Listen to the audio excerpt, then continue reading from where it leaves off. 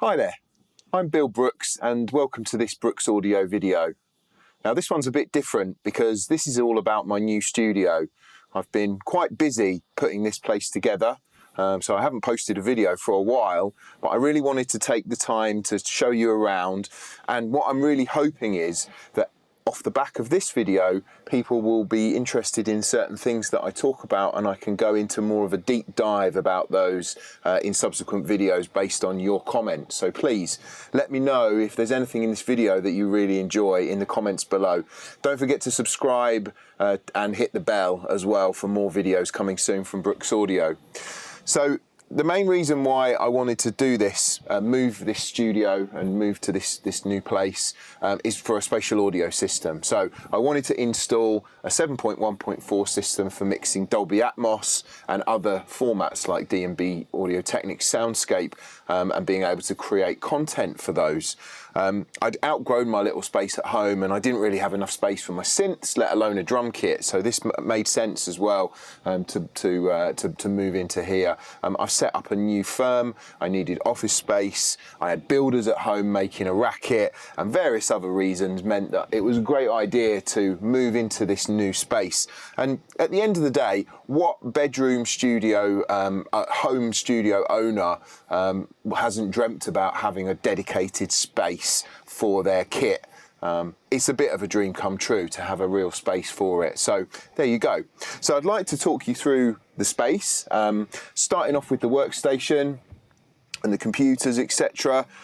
Moving in onto the rack, then the speaker system. I'm going to talk a bit about how I've got an AVR connected to listen to Dolby Atmos music created by other people, and to reference that. I've got a section on my synths, and then we're going to look at my live room, and finally I'll talk a little bit about the network that I've created here, the IP network within the space. So yeah, hopefully there'll be something for everybody. So keep it locked. Check out this BrooksAudio studio tour. Okay, so this is my workstation. You can see it's based around a 2019 MacBook Pro, and then I alternate on each project that I'm working on. Sometimes I'm using Ableton, sometimes I'm using Pro Tools, Logic, QLab, you name it really, but the consistency between all of them is that they all run through Total Mix, and that's connected to my RME Fireface 802, and that really is the hub of my setup here, alongside the Arc USB. I use a lot of snapshots, and I change workspaces regularly as well within that, to really give me the flexibility to work in stereo or spatial audio.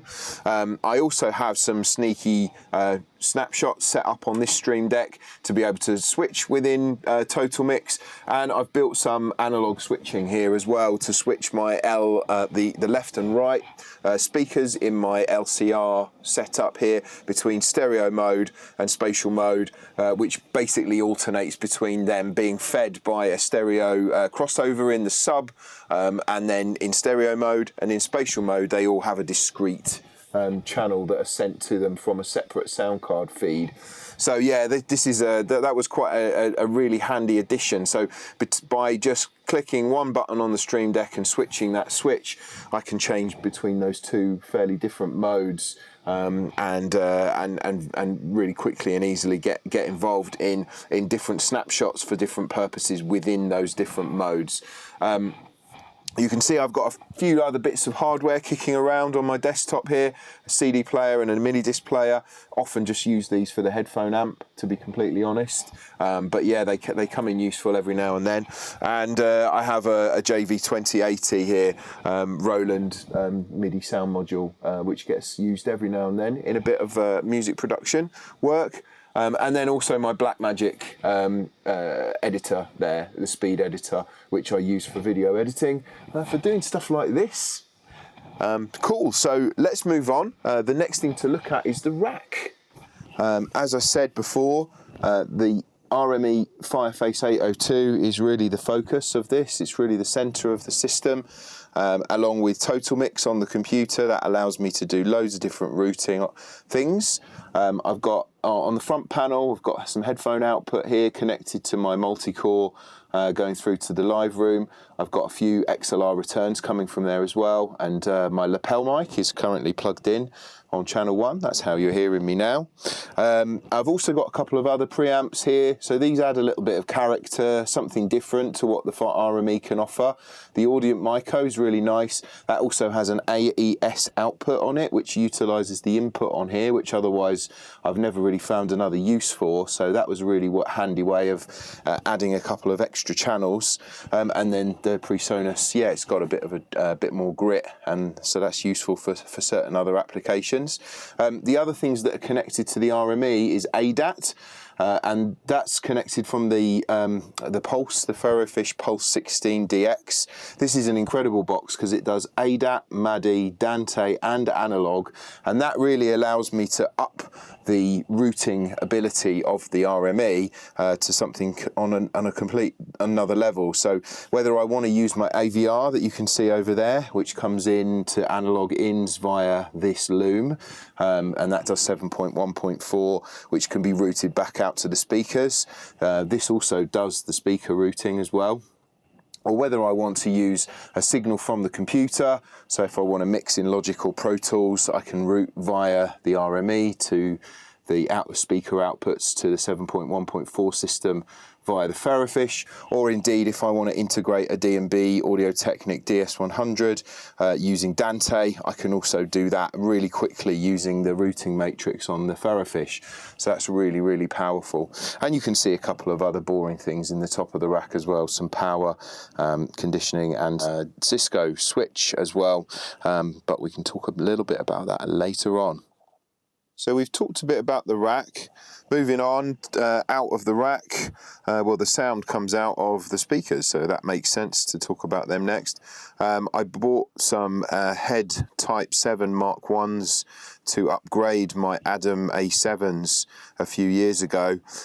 So that was already my left-right, and I managed to get a hold of a third for us as a centre last year. So I now have LCR Type 7, head Type 7, with a sub 8, which is hiding down there under the desk. And I was looking to try to get some surrounds which were compatible. So I found some Adam T7Vs, and they really are very, very, very compatible with the head. They work really, really well alongside them.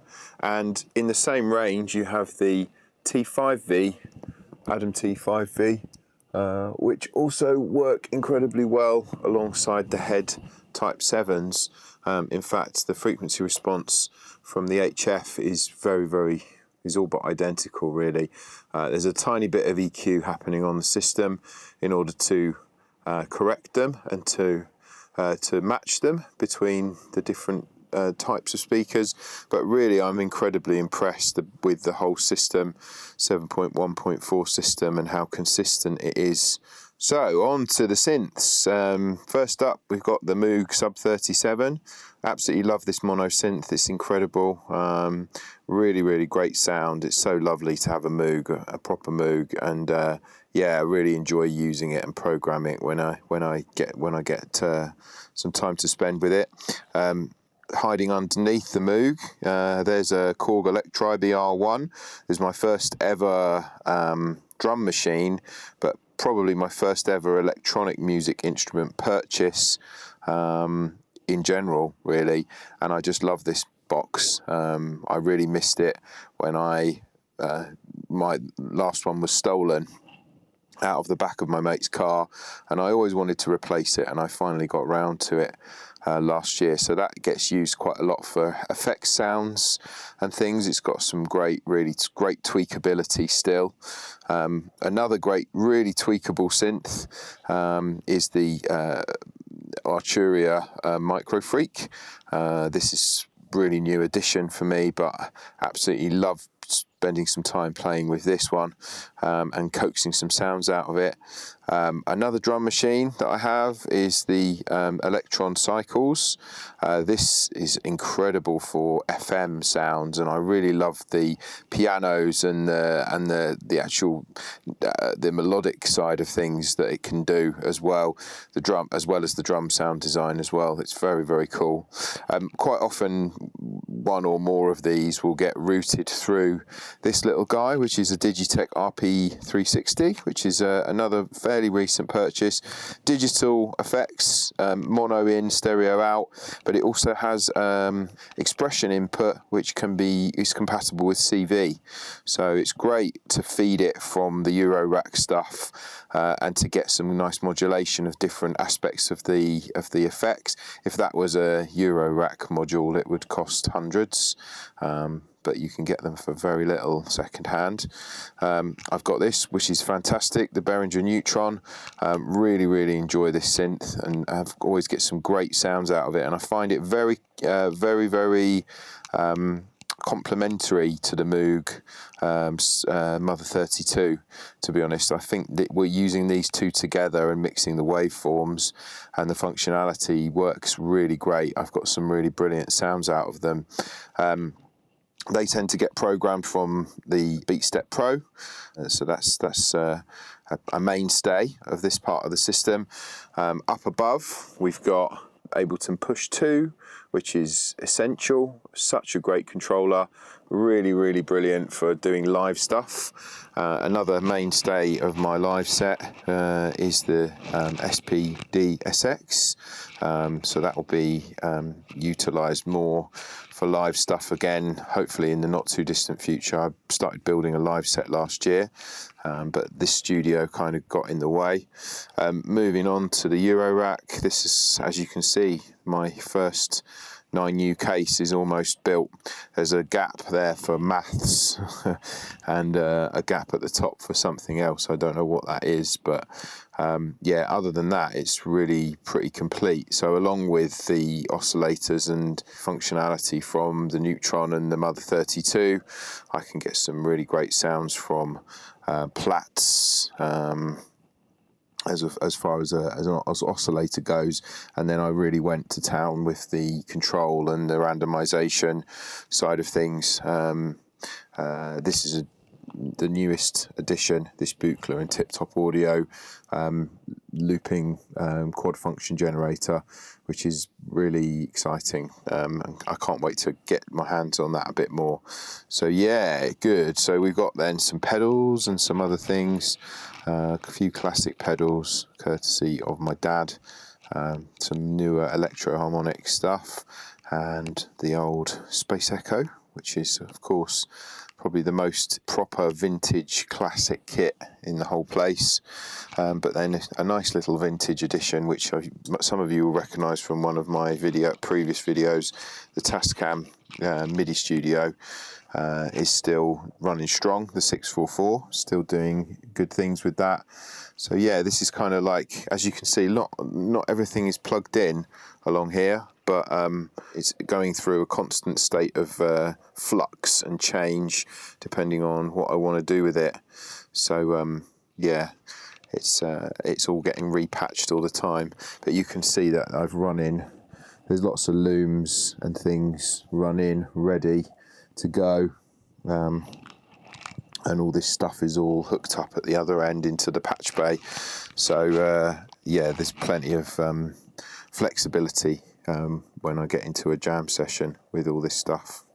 This is basically behind where I would normally sit. So this is my kind of this is my workbench, if you like. So at the moment I'm working on a Akai reel-to-reel, which was given to me by a member of my family. That needs new belts, so I'm going to be replacing those belts soon and getting that up and running. I've got a lot of tapes underneath here, which I don't know what they have on them, so I'm looking forward to having an explore of those, and potentially recording some of my own stuff as well on there. Current projects, making some in-ear impressions which I made with my good friend John Taylor last week. So those will be turned into in-ear microphones. So they'll be actually able to seat inside my ear and therefore create a much more accurate recording for me to listen back to, binaural recording, using my own head-related transfer function, HRTF. So that's another work in progress.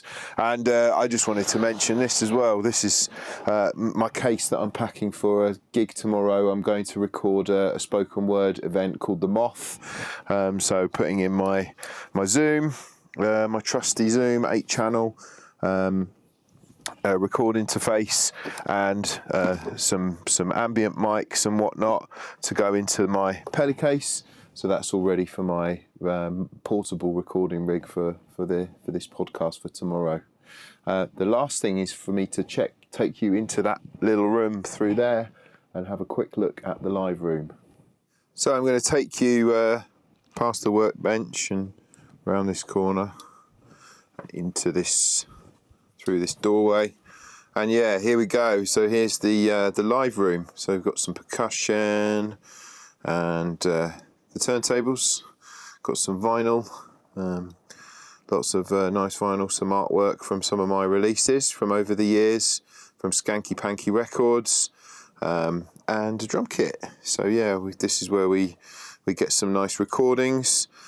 Big fan of the Glyn Johns method, so I tend to use a ribbon overhead and then a ribbon to the side of the kit as well. I just use these T-bone ribbons. They're very inexpensive, but you get some really high quality results out of them. A mic in the kick drum, and sometimes I sneak a little mic next to the snare there to get a bit more detail in the snare. In this case I'm using an SE 4400A, which is a really brilliant mic. Yeah, we've got the 1210s, we've got some Mark Pritchard, I think, on there at the moment. So yeah, that's nice, and a couple of other instruments. And then yeah, so that's the live room. Here's the other end of the multi-core as well, I meant to mention. So yeah, there we go. So that's from the multi-core that ended up, which you saw some of the tails going into the front of the RME. Yeah, so that's pretty much hardwired back to those preamps. And then yeah, just the last thing, so down here we've got some more network equipment. So I wanted to just talk briefly about the network. This is a trunk that comes through from next door, so this carries actually multiple different networks.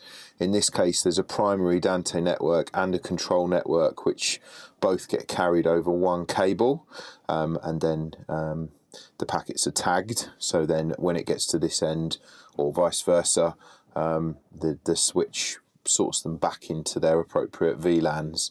So that's really quite an interesting topic if you're into networking. But yeah, ultimately I've got Dante. I'm using Dante quite a bit in the studio, as you can tell. So yeah, there we go. Good stuff. Exciting times. BrooksAudio studio up and running. There we go. So thanks for joining me. I hope this has been of interest to you. Please comment and let me know how you feel about this video or what you've seen in it. If you want to ask any questions or you want me to go into more detail about any of the topics, then please just ask. Don't forget to like, subscribe and click the bell, and I'll see you in the next video. Peace.